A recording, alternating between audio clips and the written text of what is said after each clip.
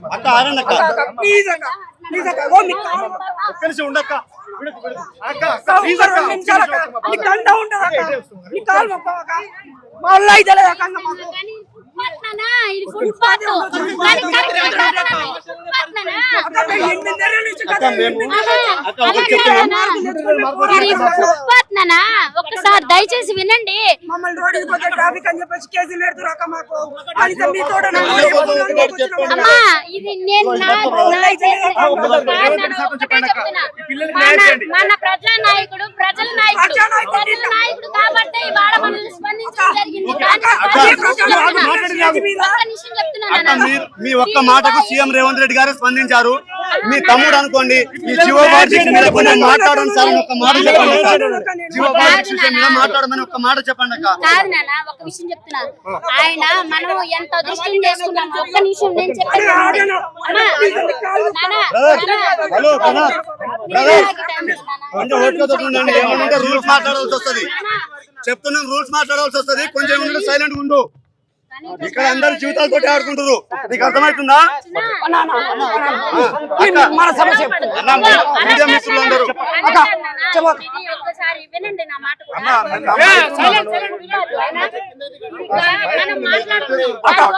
అక్క నేను ఒక మాట చెప్తా అక్క ఒక మాట నువ్వు ఆగు తమ్ముడు.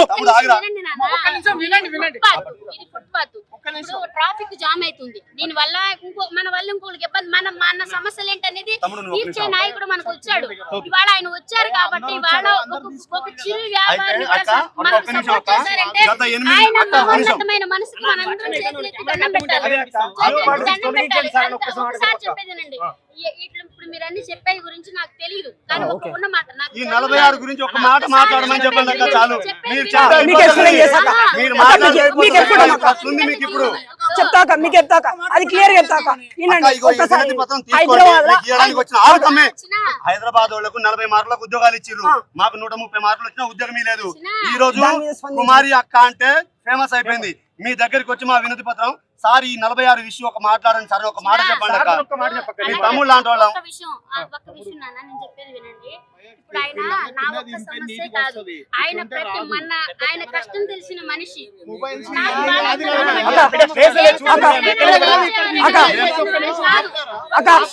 కష్టం తెలిసిన మనిషి కదక్క.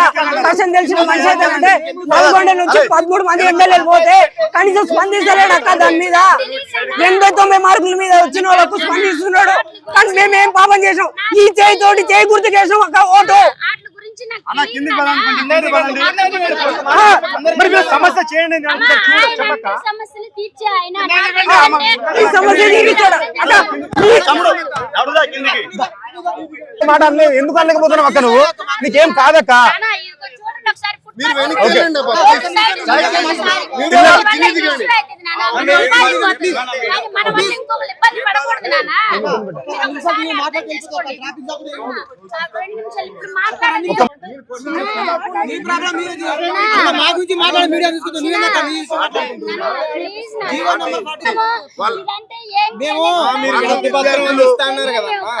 వాళ్ళు విద్యార్థులు వాళ్ళకి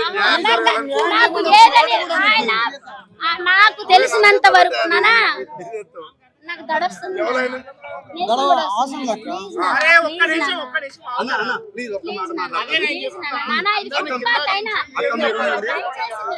మీరేమన్నా పెట్టుకోండి.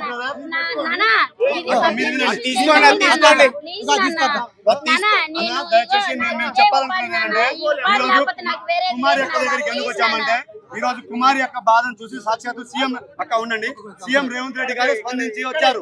అప్పుడు మేము కుమారి అక్కతో చెప్పాలనుకుంటున్నాం. సీఎం సార్ ఆ జీవో నెంబర్ 46 కోసం నిరుద్యోగులు 8 నెలల నుంచి పోరాడుతున్నారంట. కొంచెం ఆ బాధను కూడా పట్టించుకోండి సార్ అని అక్కతోటి చెప్పించడానికి వచ్చాము. ఇంకొకటి సూటిగా ఒకటి ప్రశ్నిస్తున్నాము. 64 సీట్లు వచ్చిన మీరు ముఖ్యమంత్రి తీసుకుని ఎలా అయితే తీసుకున్నారో 125 మార్కులు వచ్చిన మాకు కూడా ఉద్యోగాలు ఇవ్వాలి. లేదు అంటే 34 సీట్లు 35 సీట్లు వచ్చిన బీఆర్ఎస్ కి సీఎం పదవి ఇచ్చేయండి. మేము అప్పుడు 60 మార్కులకు 70 మార్కులకు ఉద్యోగం వచ్చిన వాళ్ళని వాళ్ళకు ఉద్యోగాలు ఇవ్వమని ఒప్పించుకుంటాం. రేవంత్ రెడ్డి గారు వచ్చినప్పుడు ఇది ఒక్కటి సరిపోద్ది. నాకు ఇదిగోండి ఒక్క విషయం నేను చెప్తున్నాను నాన్న. మీ అందరికి దయచేసి నాకు సహకరించండి. నాకు ఇప్పుడు మీరు చెప్పిన ఏమీ నాకు తెలీదు. నేను చదువులేని ఒక ఇంట్లో ఏదో వంట చేసుకుని నలుగురికి అన్నం పెట్టుకుని బతికే ఒక పేదరాల్ని. దయచేసి ప్లీజ్ ఒక్కసారి నా మాట వినండి. ఇవన్నీ నాకు తెలీదు, కానీ నేను అమ్మా కానీ మీ దగ్గర పెట్టుకోండి. రేవంత్ రెడ్డి గారు వస్తారు, మిమ్మల్ని పిల్లగాళ్ళు వచ్చినంట ఏందని అడుగుతారు. ఇది ఒకటి మీ దగ్గర పెట్టుకోండి అక్క. ఒక్క విషయం నాన్న, ఆయన ఇప్పుడు ఇలాంటి చిరు వ్యాపారుల మీద స్పందించారంటే ఆయన ఏ సమస్యలైనా తీర్చగలగను.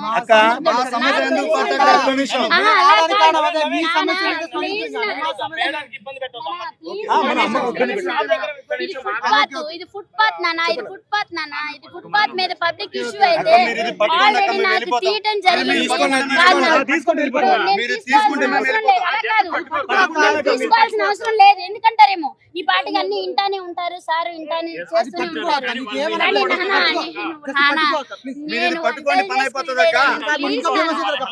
అలా అని కాదు నాన్న, నేను చెప్పడానికి నేను ఎంతదాన్ని నాన్న, చెప్పండి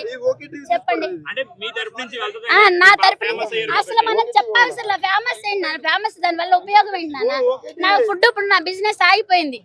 ఇట్లా ఇప్పుడు చూడండి, నేను బిజినెస్ చేసుకోవడానికి కాదు నాన్న, అది నేను ఒక్క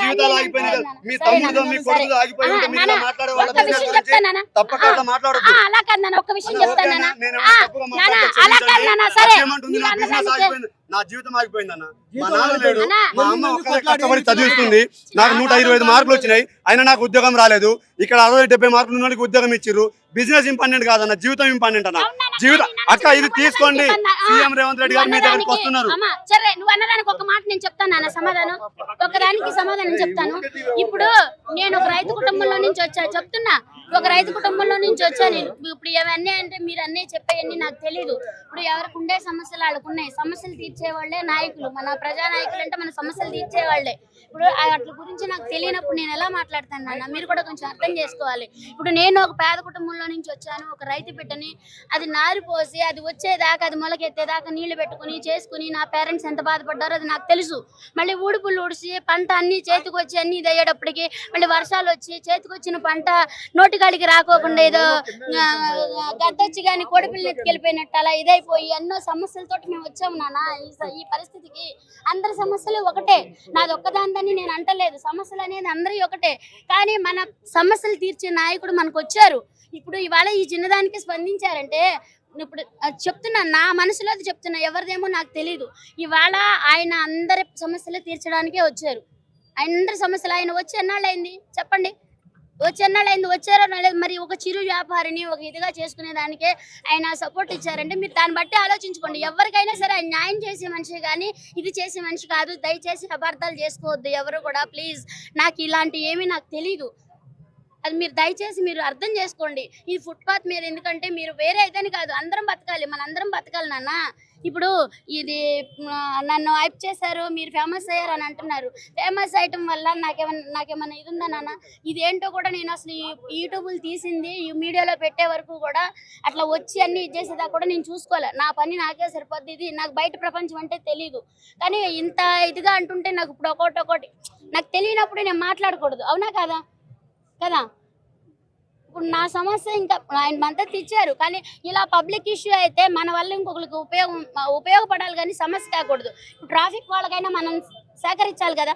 ఇలా ఇప్పుడు ఫుట్పాత్ మీద ఇలా ఇన్ని వ్యాన్లు అయిపోయి ఇన్ని ఇదైపోతే, కానీ నాకు ఇంతమంది నాకు సపోర్ట్ చేశారు, కానీ వీటి గురించి నాకు తెలియనప్పుడు నేను ఎలా మాట్లాడతాను చెప్పండి? మీరు ఒకసారి మీరు అర్థం చేసుకోండి. కానీ ఆయన ప్రజానాయకుడు, ప్రజల కోసమే వచ్చారు. ఆయన మన కోసం ఇప్పుడు ఒక చిరు వ్యాపారిని ఒక ఫుట్పాత్ మీద బతికే ఒక ఆమెకే ఇంత ఇచ్చేసారంటే ఆయన ఎవరికి అన్యాయం చేయరు. ఆయన అపార్థం చేసుకోవద్దు ప్లీజ్.